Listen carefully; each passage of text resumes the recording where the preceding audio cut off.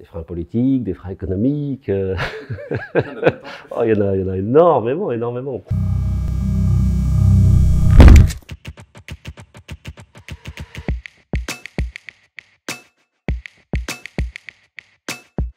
Je suis Benoît Oberlé. Surdata est mon deuxième gros sujet entrepreneurial.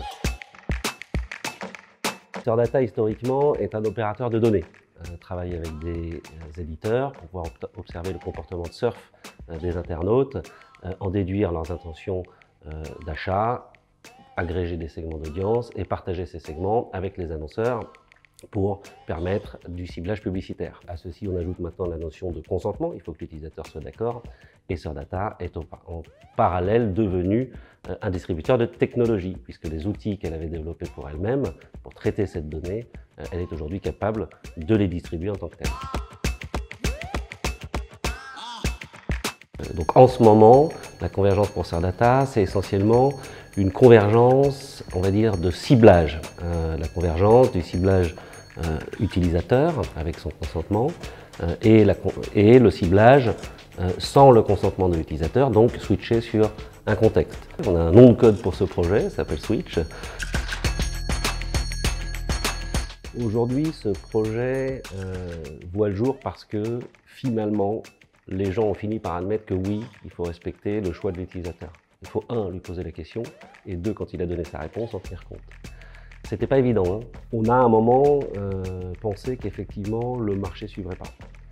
Le marché ne suivrait pas parce que le marché s'est rendu compte que respecter la vie privée, ça implique de perdre de l'argent. Un des freins aujourd'hui, clairement encore identifié, c'est peut-être le manque d'implication de certains annonceurs qui devraient prendre plus au sérieux ces questions de vie privée et prendre plus au sérieux l'implication des acteurs avec lesquels ils travaillent.